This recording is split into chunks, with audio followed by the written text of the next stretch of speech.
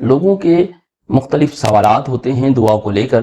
کہ ہم دعائیں کرتے ہیں لیکن ہماری دعائیں قبول نہیں ہوتی، اور اگر اللہ تبارک و تعالی دعائیں قبول کر لیتا ہے تو پھر اس کا جو نتیجہ ہے وہ اس طرح ظاہر کیوں نہیں ہوتا جس طرح سے ہم چاہتے ہیں۔ ہماری کچھ دعائیں ایسی ہوتی ہیں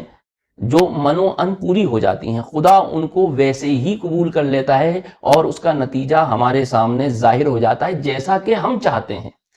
یہ اوپن دعائیں ہیں، میں اسے اوپن چیک کے مقابلے میں اوپن دعا کہوں گا، اور ہم ہر دعا کے معاملے میں یہی چاہتے ہیں کہ ہماری دعا جیسا کہ ہم چاہتے ہیں ویسے ہی اس کے نتائج ظاہر ہو جائے۔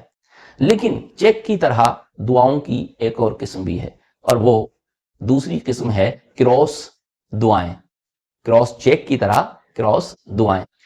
ہم دعائیں کرتے ہیں، وہ اللہ کے حضور میں جاتی ہیں، اور اللہ تبارک و تعالی ہماری اس دعا کا جو نتیجہ ہے اسے ہمارے آخرت کے اکاؤنٹ میں جمع کر دیتے ہیں۔ گویا وہ دعا ہمارے لیے کراس چیک کی طرح ہے، اور وہ ہمارے آخرت کے اکاؤنٹ میں جمع ہو گئی ہے، اور کل آخرت میں ہمیں وہ مل جائے گی۔ دعا کی تیسری قسم پوسٹ ڈیٹڈ دعاؤں کی ہوتی ہے، پوسٹ ڈیٹڈ پریئر آپ اسے کہہ سکتے ہیں۔ اس میں ہوتا یہ ہے کہ ہم دعا کرتے ہیں لیکن اللہ تبارک و تعالی ہماری دعا کی قبولیت کے لیے کوئی وقت معین کر دیتا ہے۔ اب اس خاص وقت تک وہ جو دعا ہے وہ پینڈنگ رہتی ہے، اور جب وہ وقت آ جاتا ہے جس ڈیٹ کے لیے اس دعا کو پوسٹ ڈیٹڈ درج کیا گیا تھا، اس تاریخ میں جا کر، اس وقت جا کر وہ دعا اپنے اثرات ظاہر کرتی ہے۔ لیکن ہمارے ساتھ مسئلہ یہ ہے کہ ہم ہر دعا کو اوپن دعا کی طرح اس کے نتائج کو دیکھنا چاہتے ہیں۔ یہاں میں یہ بتاتے چلوں کہ چیک کی ایک چوتھی قسم بھی ہوتی ہے جسے باؤنس چیک کہا جاتا ہے۔ باؤنس چیک وہ ہوتا ہے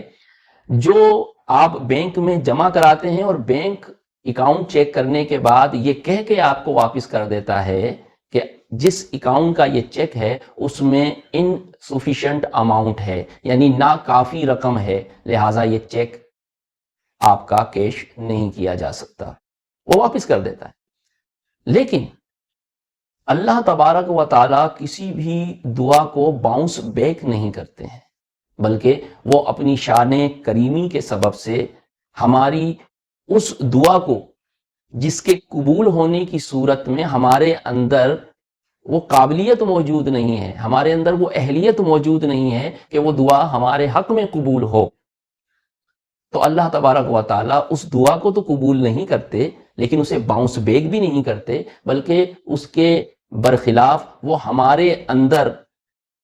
ان صلاحیتوں کو اجاگر کرنے کے لیے ہمیں مختلف مراحل سے گزارتے ہیں، تاکہ ہم ان مراحل سے گزر کر اپنے اندر وہ اہلیت، وہ قابلیت پیدا کر لیں کہ ہماری وہ دعا ہمارے لیے درست ہو جائے۔ باؤنس بیک چیک کی ایک اور قسم ہوتی ہے، اس میں اکاؤنٹ میں رقم بھی موجود ہوتی ہے لیکن اس کے باوجود بینک ہمارے اس چیک کو کیش نہیں کرتا